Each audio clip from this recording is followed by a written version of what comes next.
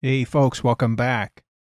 So in this lesson, we're going to look at Lambda within a CloudFormation template. We'll see how those two work together to perform a very valuable action for us. So what we're doing is within our template, we are creating some resources, most importantly an Ec2 instance. Now, what the Lambda function is going to do for us is it's going to get an AMI ID real time.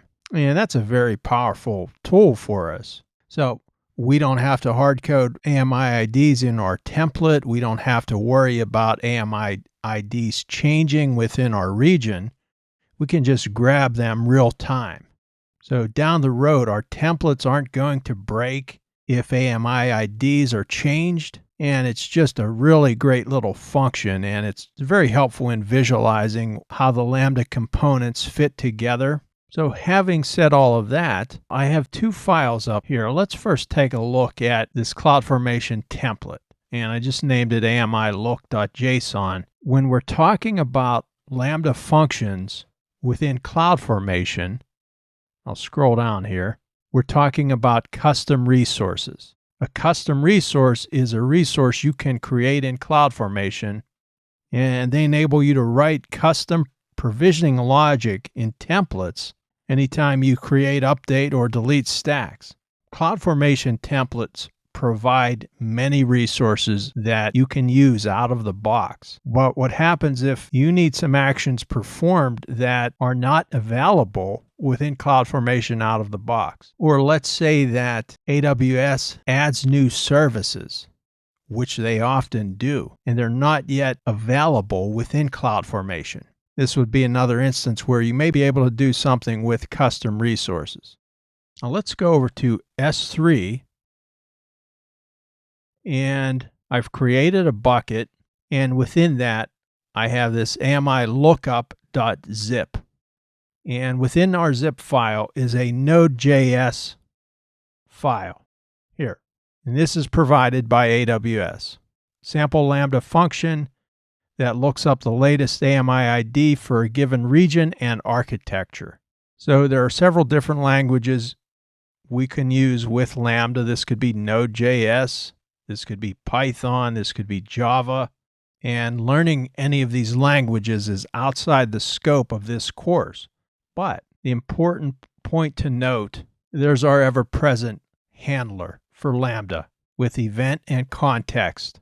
And within that, we're looking up and selecting AMI IDs.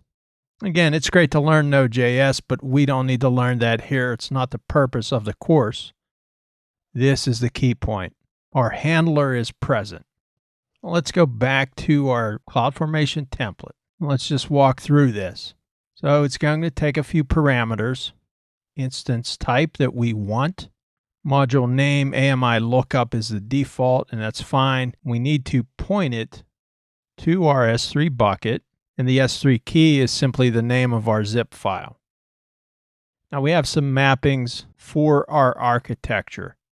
And understand, these aren't AMI IDs that we're looking up. These are just mappings for the architecture. Resources. Of course, we're creating an Ec2 instance with the AMI ID that we look up. There's our custom resource, which we're creating. And here is our Lambda function.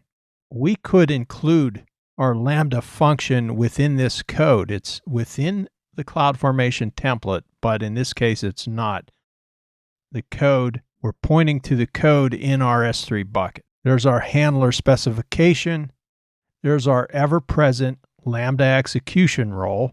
We're specifying the runtime, Node.js 8.10. There's our execution timeout, 30 seconds. Down below, there's our execution role.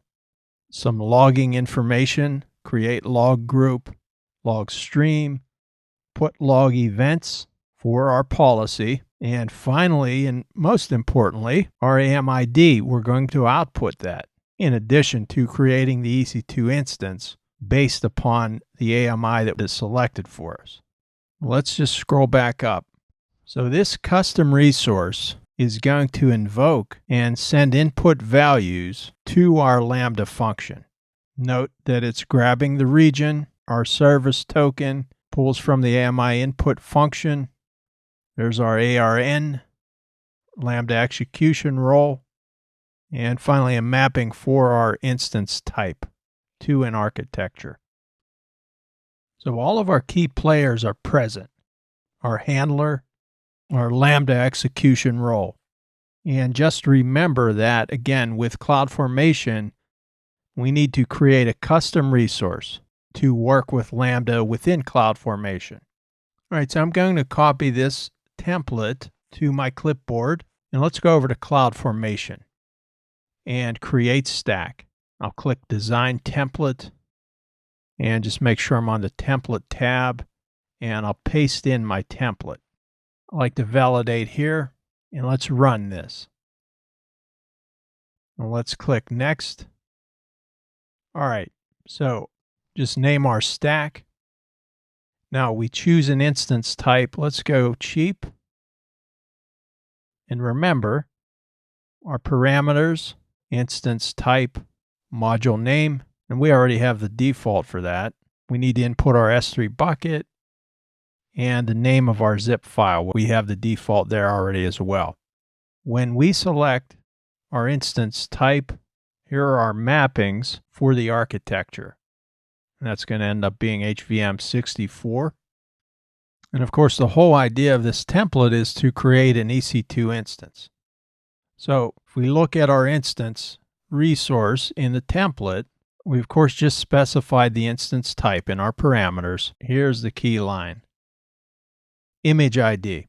So it's getting this information from our custom resource, which of course kicks off the Lambda function to retrieve that AMI ID. So let's go ahead and build our stack.